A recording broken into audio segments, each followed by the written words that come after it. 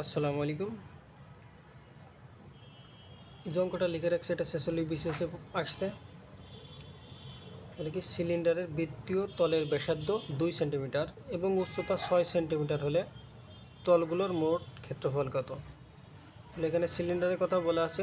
বলে সিলিন্ডারের তলের ক্ষেত্রফলের একটি সূত্র আছে। প্রশ্নের দেওয়া আছে সিলিন্ডারের ব্যাসার্ধ 2 সেন্টিমিটার এবং উচ্চতা 6 সেন্টিমিটার, তলগুলোর ক্ষেত্রফল কত? আমার দেওয়া আছে ব্যাসার্ধ 2 সেন্টিমিটার, উচ্চতা 6 সেন্টিমিটার।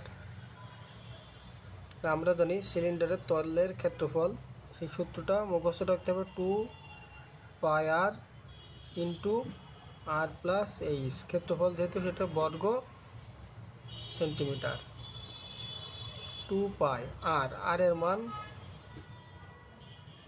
2, আর 2 প্লাস এইচ উচ্চতা 6 বর্গ সেন্টিমিটার। 2 তাহলে 2 এখানে গুণ করে দেব, 4 5, আর এই দুইটা যোগ করব,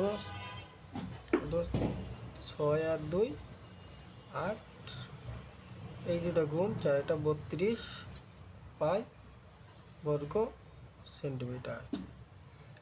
অর্থাৎ খুব সহজেই বোঝা যায় যে সিলিন্ডারের তলের ক্ষেত্রফল মুখস্থ থাকলেই অঙ্কটা খুব সহজেই পারা যাবে, কারণ এখানে আর এবং এই দুইটার মান দেওয়াই থাকবে।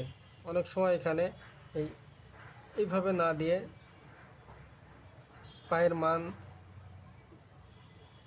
আমরা জানি 22/7, এভাবেও মান থাকতে পারে। পরীক্ষায় যেভাবে অ্যান্সার বলবে সেভাবে আমরা চেষ্টা করব।